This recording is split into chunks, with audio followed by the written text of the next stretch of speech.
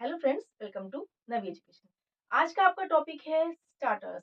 अब ये स्टार्टर्स आपके किसी पार्टी या रेस्टोरेंट के मेन्यू का स्टार्टर नहीं है, बल्कि ये आपके गवर्नमेंट टेस्ट में, गवर्नमेंट एग्जाम्स में पूछा जाने वाला बहुत ही इंटरेस्टिंग और इम्पोर्टेंट क्वेश्चन है।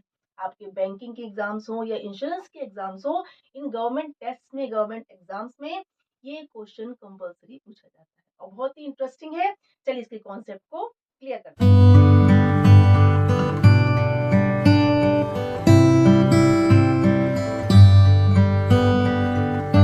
फर्स्टली मैं आपको एक्सप्लेन करती हूँ कि स्टार्टर्स होते क्या हैं। स्टार्टर्स क्या होते हैं? स्टार्टिंग में यूज होने वाले वर्ड्स का ग्रुप, इससे बना है स्टार्टर। इट मींस आपको क्वेश्चन में क्या आएगा, सेंटेंस के टू पार्ट्स दे दिए जाएंगे, जैसे आपको शो हो रहा होगा सेंटेंस के टू पार्ट्स दे दिए गए इस तरीके से। उसके बाद आपको ऑप्शन में आपको क्या दिए जाएंगे, स्टार्टिंग में यूज होने वाले वर्ड्स के कुछ ग्रुप्स।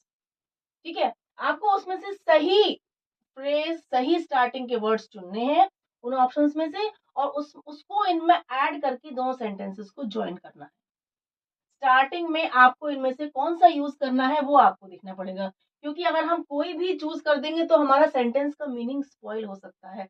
तो हमको ऐसा ऑप्शन चूज करना है कि जब उसको हम स्टार्टिंग में ऐड करें और दो सेंटेंसेस कंबाइन करें तो हमारे सेंटेंस का क्रिएशन खराब ना हो, उसका स्ट्रक्चर ना खराब हो, उसका मीनिंग ना स्पॉइल हो।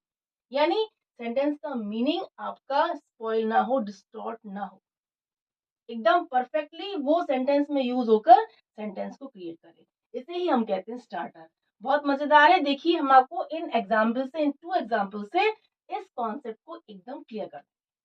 फर्स्ट देखिए, फर्स्ट एग्जाम्पल पहले हम पढ़ते हैं। फर्स्ट हमारा है, the importance of news papers can not be underestimated in a democracy. ठीक है, फर्स्ट हमारा पार्ट ये हो गया। सेकेंड है, they act as watch for the people. अब आपके ये दो पार्ट हो गए। अब आप इसको दोबारा पढ़िए। फर्स्ट टाइम रीड किया, समझ में नहीं आया तो आपको दोबारा इसको सेकेंड टाइम रीड करना है। ठीक है, और अगर आपको मीनिंग समझ में आ रहा है तो आप फटाफट इसको सॉल्व कर सकते हैं।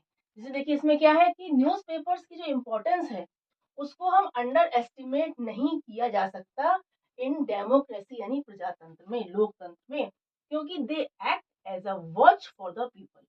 यानी लोगों के लिए एक तरीके से वो वॉच का काम करते हैं, दुनिया को देखना, है ना। दुनिया पे निगाह रखने के लिए हमारे अखबार, न्यूज़पेपर मोस्ट इंपॉर्टेंट है, इनको हम अंडर एस्टिमेट नहीं कर सकते। इसका आपका मीनिंग एग्जाम में क्लियर हो गया। ठीक है, अब हमें क्या करना है, हमारे देखिए ऑप्शंस क्या है, वॉचिंग फॉर द पीपल से हम सेंटेंस स्टार्ट करते हैं, या फिर acting as a watch for the people, या फिर इंपॉर्टेंस ऑफ पीपल। अब हमें इसमें इंपॉर्टेंस किसकी देखनी है, पीपल की इंपॉर्टेंस नहीं दी गई है, ये दी गई है न्यूज़पेपर की। अब देखिए, वॉचिंग फॉर द पीपल अगर हम फर्स्ट ऑप्शन को चुनते हैं तो उसका सेंस देखिए क्या आ रहा है, वॉचिंग फॉर द पीपल। जबकि हम इसमें, इससे क्या हो रहा है, लोगों को देखते हुए, वॉचिंग फॉर द पीपल। ठीक है, देखकर या देखते हुए, तो ये क्या है, इससे हमारा सेंटेंस का मीनिंग गड़बड़ हो रहा है, डिस्ट्रॉय हो रहा है। हम कह रहे हैं कि न्यूज़पेपर की इंपॉर्टेंस है, बहुत मोस्ट इंपॉर्टेंट है, इसको अंडर एस्टिमेट नहीं कर सकते। ठीक है, तो वॉचिंग फॉर द पीपल से हम सेंटेंस स्टार्ट कर रहे हैं, watching for the people and the importance of, तो इस तरीके से वॉचिंग का सेंस जो इसमें है वो गड़बड़ आ रहा है कि लोगों को देखते हुए, है ना। तो ये हमारा ए तो कट हो गया। नेक्स्ट देखिए, acting as a watch for the people, है ना। एक्टिंग एज अ वॉच यानी कि लोगों के लिए एक वॉच का काम करते हुए, तो ये कुछ कुछ ठीक हो रहा है कि एक्टिंग लोगों के लिए, पीपल के लिए एक वॉच का काम करते हुए हम इम्पोर्टेंस जो है अखबारों की उनको अंडर एस्टिमेट नहीं कर सकते। ये कुछ कुछ हमें सही लग रहा है। थर्ड देखिए, इम्पोर्टेंस ऑफ पीपल। अब लोगों की इम्पोर्टेंस तो पूछी नहीं है, इसमें इम्पोर्टेंस पूछी है न्यूज़पेपर्स की, यानी हमारा सी तो बिल्कुल रॉन्ग हो गया। तो हमारा ए कट हो गया, सी कट हो गया, तो कौन सा बचा, बी बचा। यानी बी हमारा सही सूट कर रहा है कि acting as a watch for the people, the importance of newspapers can not be underestimated in a democracy. ये हमारा सेंटेंस पूरा सिंगल एक बन जाएगा कंबाइन होके। इससे हम स्टार्ट करेंगे सेंटेंस को, acting as a watch for the people. इससे स्टार्ट करते हुए हम ऊपर वाले पार्ट को पूरा ऐसे लिख देंगे ज्वाइन करके, और स्टार्टिंग का यहाँ पर दे हम कट कर देंगे। तो हमारा क्या होगा, ये सेंटेंस ऐसे बनेगा, acting as a watch for the people, the importance of, पूरा सेंटेंस आप नोट कर देंगे ज्वाइन करते हुए। तो हमारा ये क्या हुआ, हमारा सी गलत हुआ, ए गलत है, हमारा कौन सही है आंसर, ना हमारा ए है, ना बी है, ना सी है, यहाँ पर हमारा डी में जो बी ऑप्शन है, बी हमारा सही था, यानी बी हमारा आंसर करेक्ट है, क्योंकि हमें बी वाले पार्ट को स्टार्टिंग में ऐड करके हमारा सेंटेंस एकदम एक्यूरेट बन रहा है। सेकंड देखिए, Malaysia has maintained good terms with all claimants notably China. एक पार्ट ये हो गया, Malaysia was the first to claim some of the Spratly Islands way back in 1979 in its exclusive economic zone। ठीक है, अब इसमें क्या बताया गया है, इसको आप फर्स्ट टाइम रीड करें, अगर समझ में नहीं आए तो फिर सेकंड टाइम रीड करें। अब देखिए इसमें कह रहे हैं मलेशिया हैज मेंटेन, मलेशिया ने गुड टर्म्स, अच्छे टर्म्स मेंटेन किए हैं, किसके साथ, with all claimants notably China. ठीक है, सभी क्लेमेंट्स जो क्लेम करने वाले हैं उन क्लेमेंट्स के साथ, खास तौर से चाइना।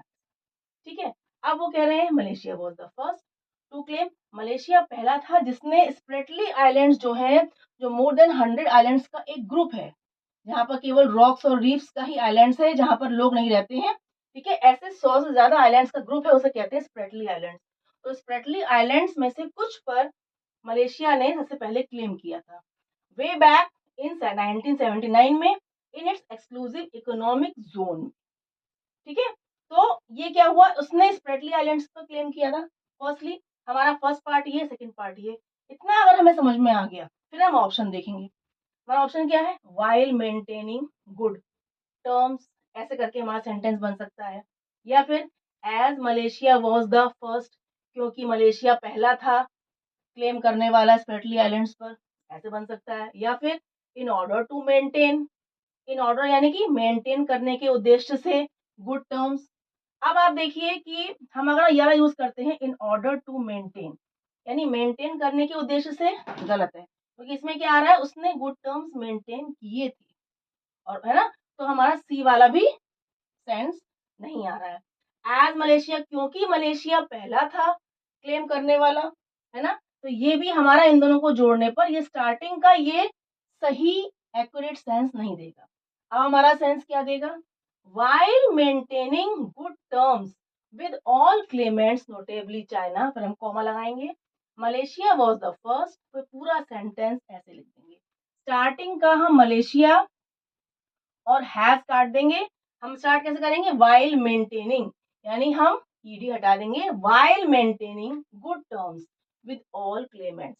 ठीक है, तो ये हमारा, इससे हमारा सेंटेंस, इससे हम इस स्टार्टर से स्टार्ट कर रहे हैं, तो हमारे दोनों सेंटेंस बहुत ही एक्यूरेटली ज्वाइन हो रहे हैं, कंबाइन हो रहे हैं, कि while maintaining good terms with all claimant notably China, Malaysia was the first to claim some of the Spratly Islands way back।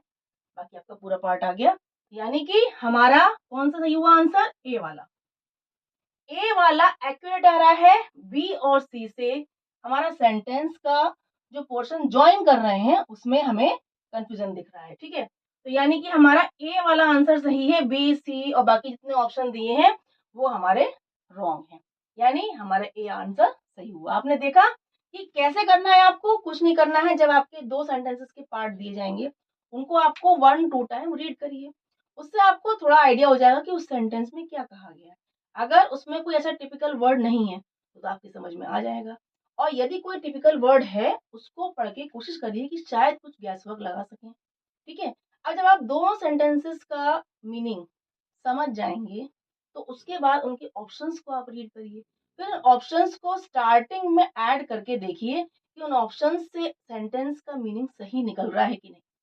ठीक है, और जैसे हमने देखा एज से और इन ऑर्डर से सेंटेंस का मीनिंग गड़बड़ा रहा था, लेकिन वाइल से जब हमने स्टार्ट किया तो हमारा सेंटेंस बिल्कुल सही जा रहा था, यानी हमारा ये वाला स्टार्टर सही है। इस पार्ट को हम कहेंगे स्टार्टर, यानी स्टार्टिंग के वर्ड्स का ग्रुप। इस तरीके से आपको एग्जाम में, गवर्नमेंट टेस्ट में भी यही करना है, ऑप्शंस को रख के देखिए कि उनका सेंस सही आ रहा है कि नहीं, यानी उसका सेंस अपोजिट तो नहीं आ रहा है, यानी सेंटेंस को ज्वाइन करने में, कंबाइन करने में वो आपका सही मीनिंग देगा, प्रॉपर मीनिंग देगा, तो वो आपका स्टार्टर कैसा है, परफेक्ट स्टार्टर। आई होप आपको आज की वीडियो से ये स्टार्टर टॉपिक जो है, जो गवर्नमेंट टेस्ट का इम्पोर्टेंट टॉपिक है, इंटरेस्टिंग टॉपिक है, बिल्कुल एकदम क्लियर हो गया होगा। So please keep sharing. Bye bye.